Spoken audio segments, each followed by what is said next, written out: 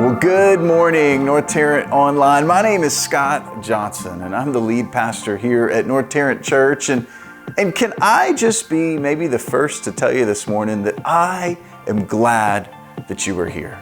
You know, as a church, our mission is we desire to inspire people to follow after Jesus.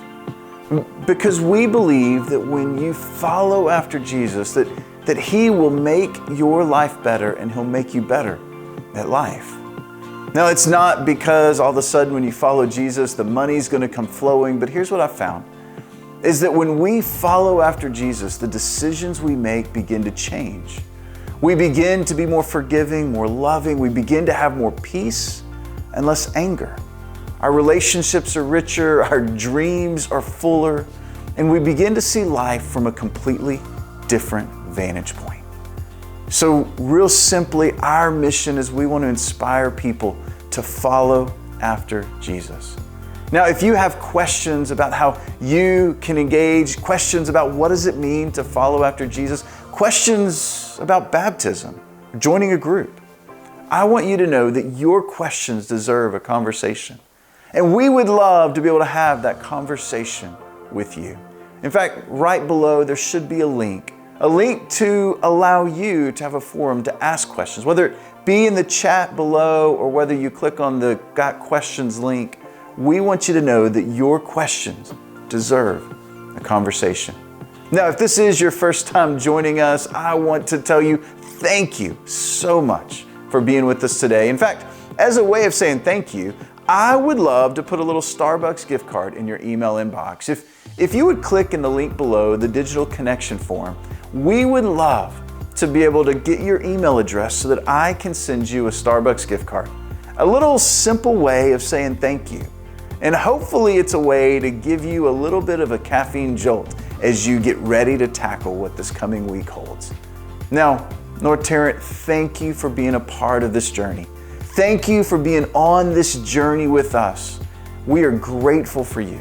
We're praying for you, and we are honored to be able to engage with you today.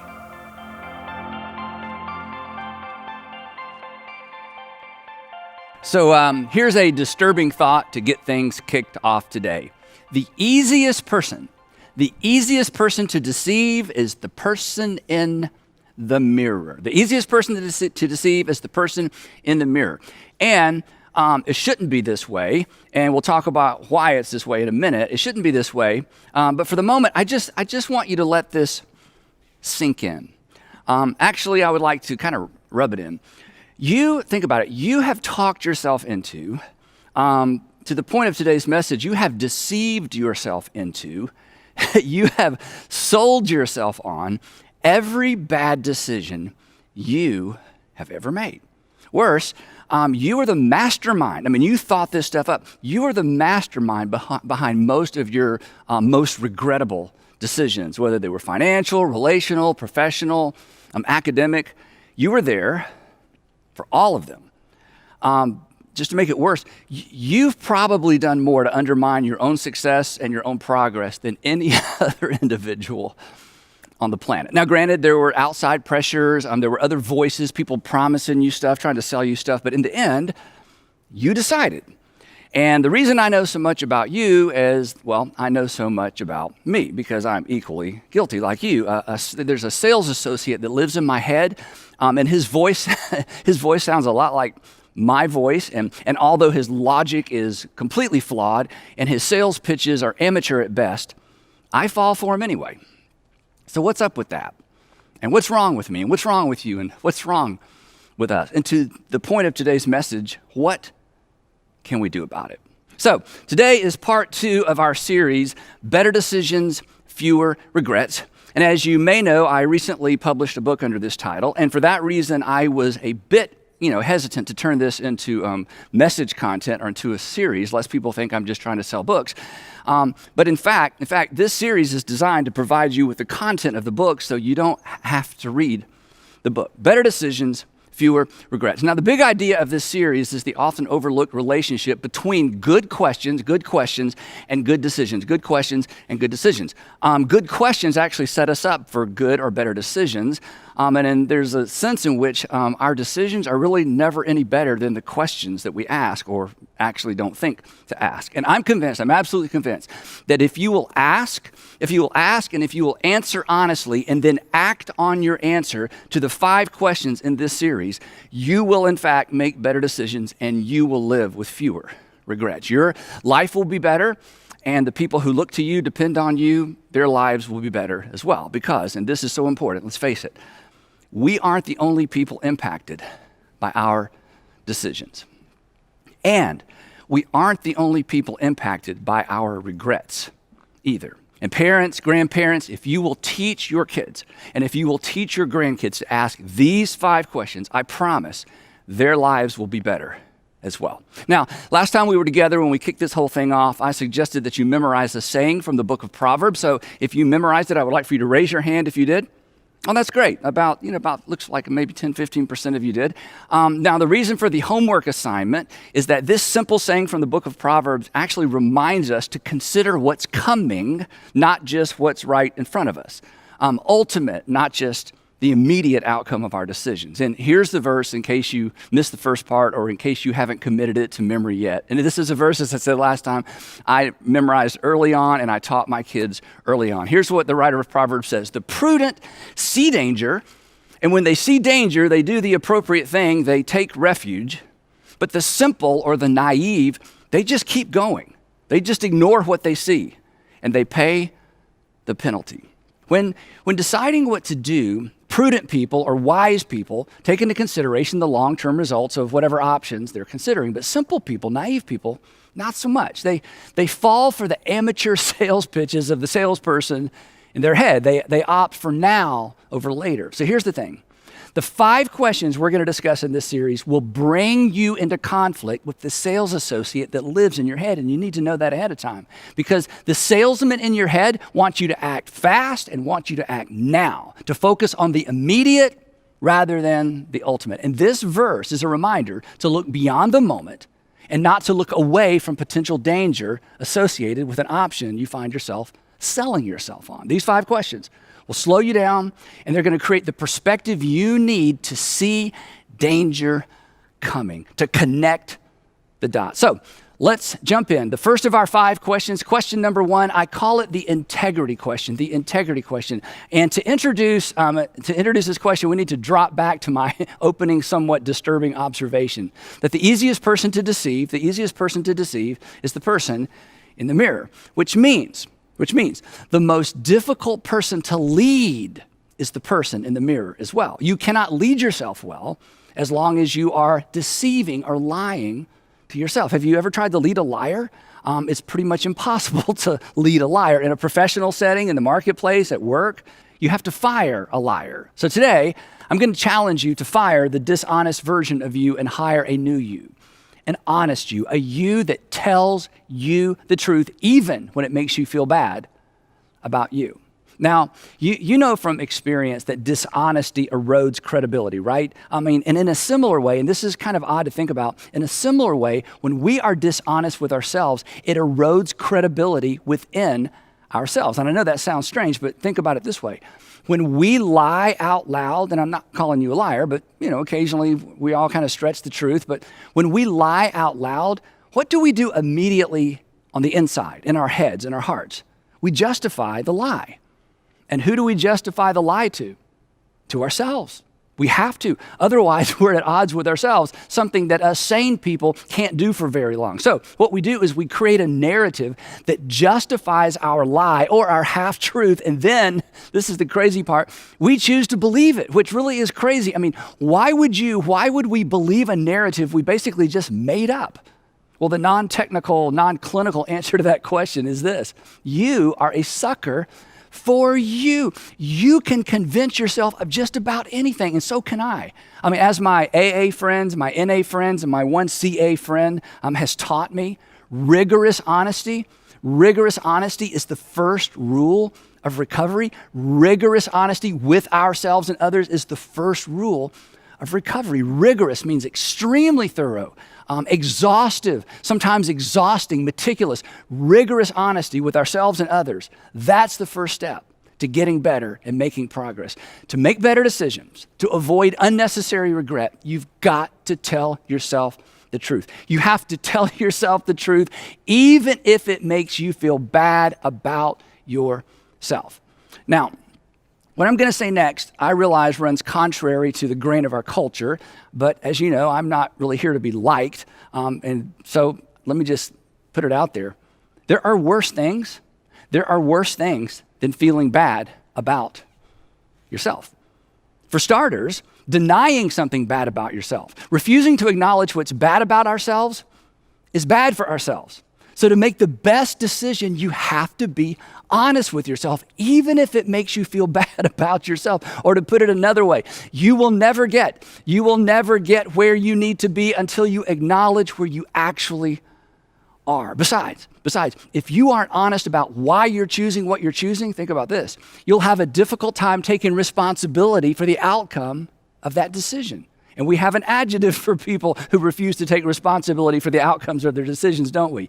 We call them irresponsible. Do you want to be irresponsible?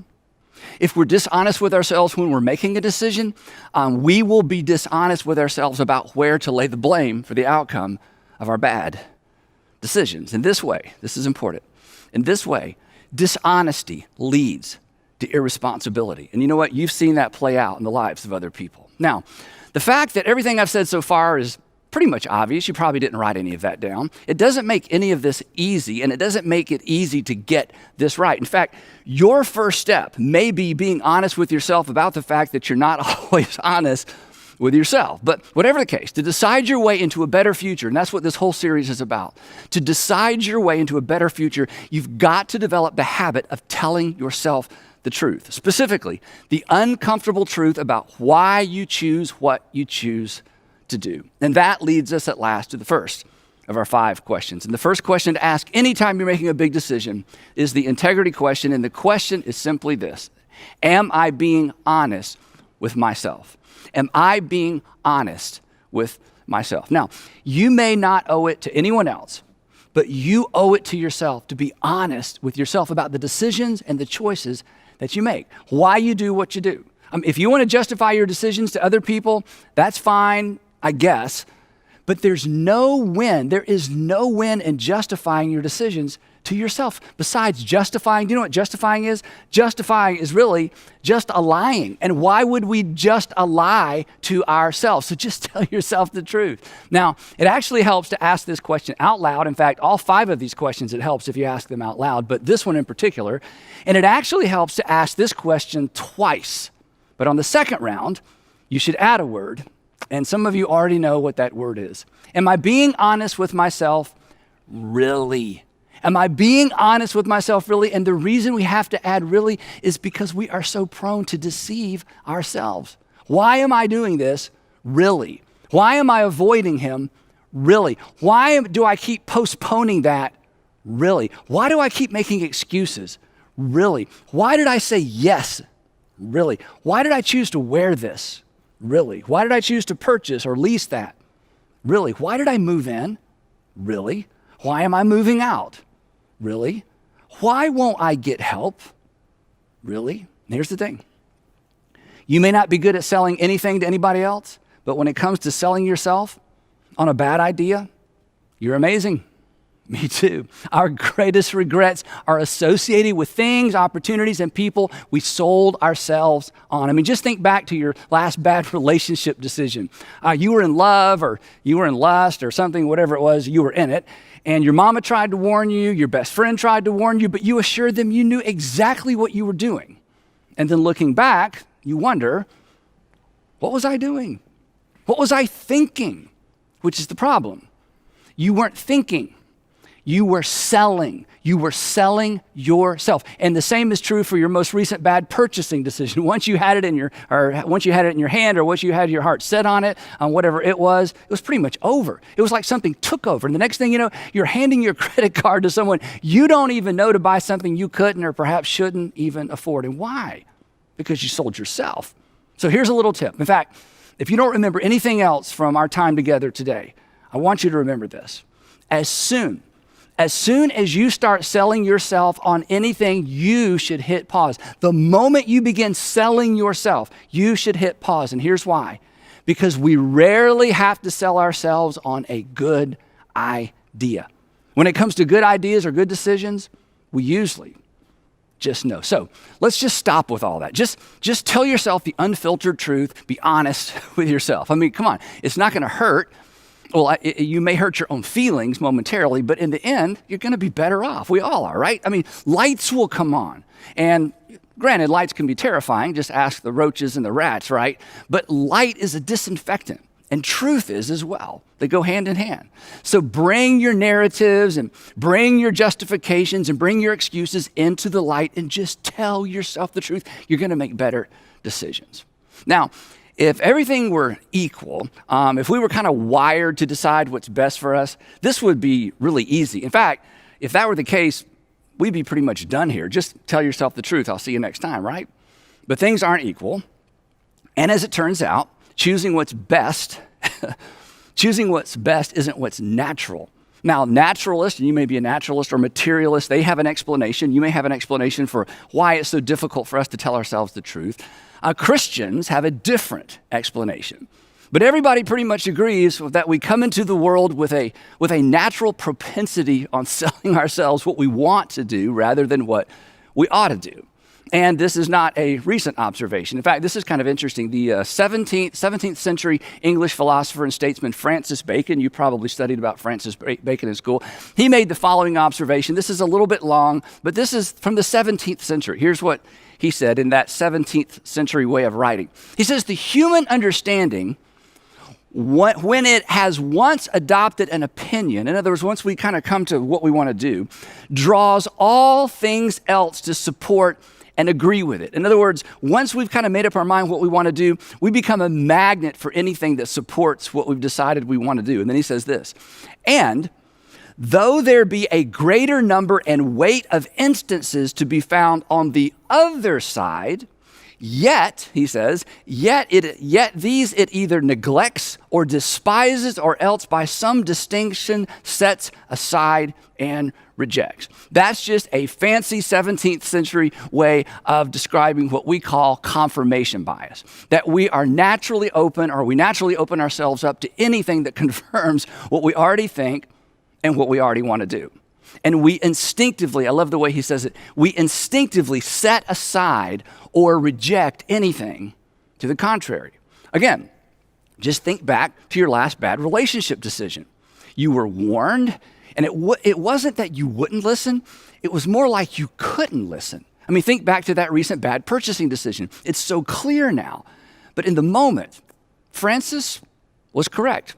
The human understanding, when it has once adopted an opinion, I've already made up my mind, draws everything else or all things else to support and agree with it. And though, he says, and though there be a greater number and weight of instances to be found on the other side, in other words, even though there's plenty of arguments to the contrary, yet these our minds either neglects or despises or else by some distinction sets aside and rejects.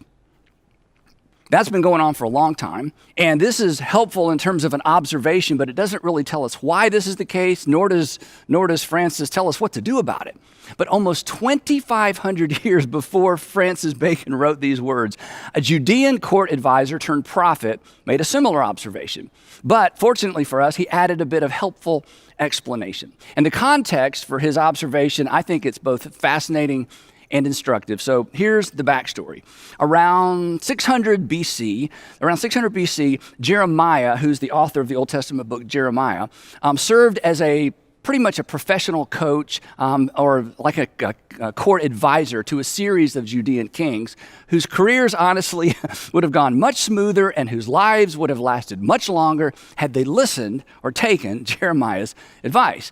But of course, the advantage of being a king is that you don't have to take anyone's advice. Now, ancient Judah was essentially like the bottom half of what we consider the Holy Land. So that's where this story takes place.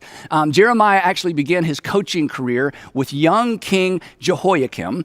King Jehoiakim was pretty much a teenager at the time. And at the time he became king, Judah was actually paying an annual tribute or a financial tribute to Babylon, who in return would then provide military support and then pretty much allow Judah to run her own affairs. So after 3 years of paying this tribute, King Jehoiakim decides, you know what, enough of that, and he quit making payments. And then, worse than that, he changed banks, meaning he declared loyalty to Babylon's arch rival, Egypt. And when Jeremiah, his advisor, heard about Jehoiakim's decision, he begged him to reverse course. This wasn't just a bad decision. This was a dangerous decision as well, because the mighty King Nebuchadnezzar was already in a really foul military mood after being defeated by the Egyptian army just a few months earlier. So Jeremiah rightly assumed that Nebuchadnezzar would love to find a place to vent his frustration, and a vassal state that had just sworn loyalty to his enemy, Egypt, well, Judah would be the perfect target. And not only was Jehoiakim's decision foolish and dangerous, Jeremiah assured him that, well, this decision is actually in direct opposition to God's will for the people and for the nation as well. But Jehoiakim, not impressed. He's the king. Besides, Jehoiakim had long since abandoned the ways of Judaism. He was a merciless tyrant whose sexual appetites led him far outside the moral prohibitions outlined in the Jewish law. So he did what kings do. He just ignored Jeremiah. And sure enough, King Nebuchadnezzar did exactly what Jeremiah predicted he would do. He came looking for his tribute. Nebuchadnezzar and his armies laid siege to the city of Jerusalem for 3 months, and then his army entered the city, put Jehoiakim in chains, and then marched him back to the city of Babylon and added him to his king collection. Now, I've mentioned this before, but it's so fascinating. King Nebuchadnezzar collected kings. Some people collect coins. Some people collect baseball cards. King Nebuchadnezzar collected kings. Whenever he conquered a territory, he would capture the king alive, take the king back to Babylon, and add him to his king collection. And then, on special occasions, when he wanted to show off how powerful he was, he would bring all of these kings out, like show and tell, and parade them around the courtroom in golden chains. And each king would walk with his hand on the shoulder of the king in front of him because, in addition to being chained, King Nebuchadnezzar had all of these kings blinded. Now, back to our story. Before leaving Jerusalem, King Nebuchadnezzar crowned Jehoiakim's son, Jehoiachin, to be the next king. He was a whopping 18 years old. And then 3 months later, and I'm going to skip a bunch of history here, 3 months later, Nebuchadnezzar changes his mind. He comes back to Jerusalem, and he adds Jehoiachin to his king collection as well, which at this point, you're thinking, nobody's probably really anxious to be the next king of Judah, right? But every kingdom needs a king. So Nebuchadnezzar appoints Jehoiachin's uncle, Zedekiah, to be the next king of Judah. He was 21 years old. But what Zedekiah didn't know, in fact, what nobody knew, is that he would be the last king of Judah because, like the kings before him, he would not listen to sound advice. In fact, one of the Jewish historians said this about him. He did evil.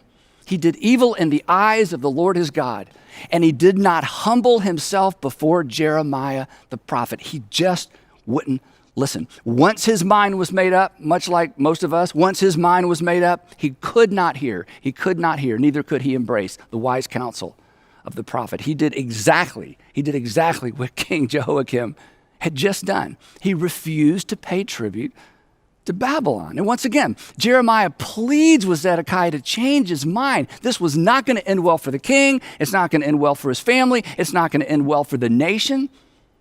But again, kings will be kings. And when Jeremiah realized Zedekiah wasn't listening, he did something really interesting. He took his message to the streets of Jerusalem, encouraging the citizens. He said to the citizens, Nebuchadnezzar's going to show up. And when he shows up, the best thing to do is to throw open the gates and allow him into the city. Well, when Zedekiah found out what Jeremiah was doing as he marched through town, warning people and giving people this advice, he had Jeremiah thrown into a dry cistern just to shut him up, because he was scaring the children. Actually, he was scaring the entire population.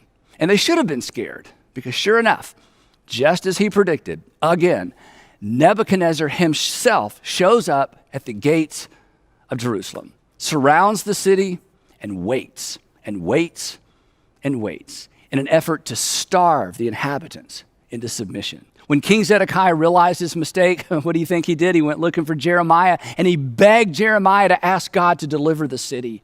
And Jeremiah assured him, King Zedekiah, it's too late for that. The fate of the city has been sealed. Their only hope was to throw open the gates and beg King Nebuchadnezzar for mercy.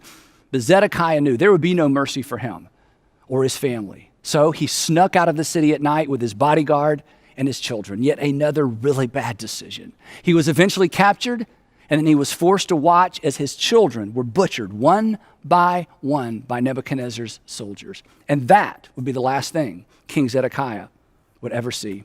He was blinded, chained, and marched back to Babylon to join Nebuchadnezzar's king collection. So, the next time somebody tells you the Bible is boring, you just tell them the story of King Zedekiah, right? Now, here's the thing. When you hear a story like that, or when you read a story like that, or maybe when you watch something like that play out in real life, you can't help but think, what were they thinking? How could anybody be so clueless, so deceived? And fortunately for us, Jeremiah, who was there for this entire adventure, this entire tragedy, watched the whole thing play out, he answers that question for us. He explains why we're so prone toward self-deception, why we're so good at selling ourselves on a bad idea or bad options. Here's what he writes. The heart is deceitful above all things. Your heart, my heart, his heart, her heart, even those precious children of yours, their hearts. The heart is deceitful above all things. Now, Jeremiah chose his adjective carefully. There's a difference between being dishonest and being deceitful, right? Dishonest is a lot easier to spot than deceitful. Dishonest is just straight up not honest. But deceitful usually includes a mix of truth and half-truth and untruth. Deceitful is difficult to detect. You've met dishonest people who just weren't shrewd enough or smart enough to deceive you. They were just too obvious. But deceitful people, they're the dangerous ones. And our hearts are deceitful. Our hearts are dangerous. It's why we're so convinced and at times so convincing. We don't merely lie to ourselves, we deceive ourselves. And here's how it works, or here's the way I think it works. Once your heart or my heart gets wrapped around something that we want, I think our hearts send a message to our brain and says, hey brain, I want this, go figure out a way to justify it. And our brains are really smart. That's why we call them brains, right? And our brains know that whereas it's difficult to justify a want, it is not difficult to justify a need. So the first thing the brain does is it upgrades the messaging to something far more sophisticated than a want. The brain says, you need this. And back to what Francis Bacon said and what Jeremiah said, once we're convinced we need something, it is so easy to sell ourselves on it. Before long, we have a list of justifications for buying it, drinking it, asking it out, inviting it in. But the reasons we use to sell ourselves, let's be honest, the reasons we use to sell ourselves, they're not really reasons. They're justifications. And in most instances, if we're honest, if we slow down and think about it, we know. But we fall for it anyway. We're so easily deceived by our own hearts. The heart is deceitful above all things. But he wasn't finished. And he says our hearts are beyond cure. There's no cure. This is a permanent condition. You don't outgrow it. We don't outmature it. We can't fix it. We're doomed. Okay, we're not doomed, but a permanent condition requires constant supervision, right? A proactive response. And then Jeremiah wraps this up by saying something or describing something I guess we've all experienced. He says this, the heart is deceitful above all things and beyond cure. Who can understand it? And that's a good question because I certainly don't. I don't even understand the decisions I make, even though I know everything I'm sharing with you and have known it for quite some time. Who can understand? Who can understand it? Apparently nobody does. Nobody can.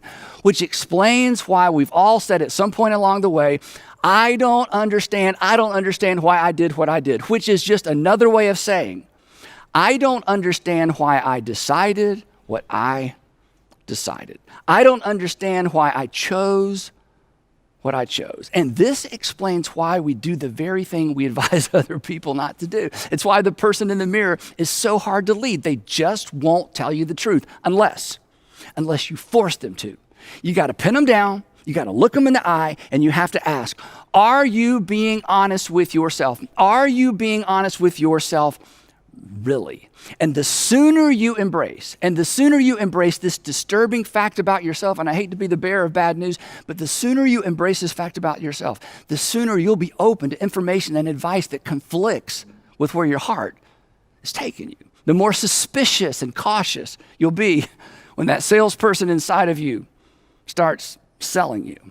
So this week, before you decide, I want to encourage you to have sort of a heart-to-heart with yourself.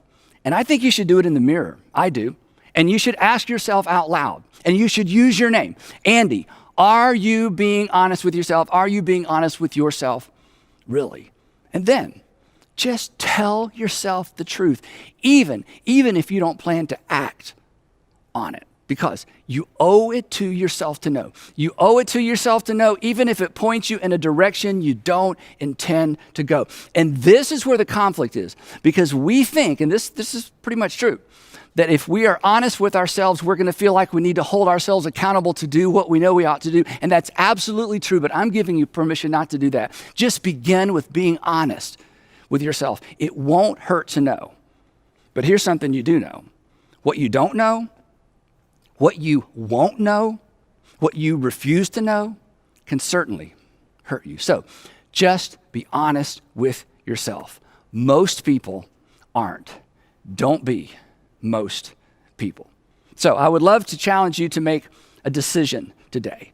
I would love for you to make this decision. I will not lie to myself. I will not lie to myself, even when the truth makes me feel bad about myself. I will not lie to myself, even if the truth, even if what I discover makes me feel bad about myself, because there are worse things than feeling bad about myself, and that is deceiving myself about something about myself that I need to change. So would you ask yourself, am I telling myself the truth, or am I selling myself a regret? Am I telling myself the truth, or am I selling myself a regret? Am I being honest with myself really? So as we wrap up, I'd like to get this kicked off for some of you, not all of you perhaps, but some of you. And I'd like to just ask a few questions. And most of these questions, maybe none of these questions will intersect with your current circumstances, but perhaps a couple of them will. And if nothing else, here's an example of the kinds of things we should ask ourselves. So you ready? Why do you continue to go out with him? Really? Why do you continue to go out with her? Really? Why did you file for divorce? Really? Why are you taking that job? Really? Why are you quitting your job? Really? Why did you move in? Really? What's the real reason? What's the real reason you don't call your kids? What's the real reason you don't call your mom, your dad, your brother, your sister? Why won't you tell her? Why won't you tell him the truth about what's going on? Really? It's brutal, isn't it? It's terrifying, it's clarifying, and ultimately, it's liberating, and it's empowering. So, be honest with yourself. It doesn't come naturally, that's what Jeremiah says, but most things that are good for us, they don't, do they? Jeremiah was right. The heart is deceitful above all things, and it is beyond cure. This is a permanent condition. But now you know. And now you know what to do about it. And the prudent, when they see danger, when they see trouble coming, they do something. And trouble is always just one bad decision away. So, would you decide, I will not lie to myself, even when the truth makes me feel bad about myself. I will not lie to myself, even when the truth makes me feel bad about myself. I will tell myself the truth, really. Whoa, whoa, whoa,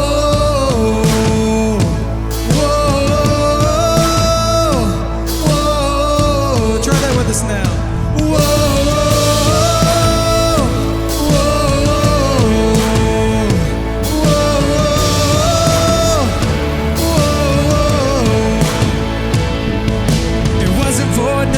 you shed your blood. So I'm gonna live like my shame is gone. I won't be shackled to the way I was, and I'm gonna live like my chains are gone, gone. Now my sin is dead and gone, and I sing hallelujah. Done, done. He is risen, it is done, and I sing hallelujah. Whoa. Praise is a weapon that'll overcome, and I'm gonna shout like the battle's won. And fall back, devil, 'cause your time is up. And I'm gonna live like the storm is gone.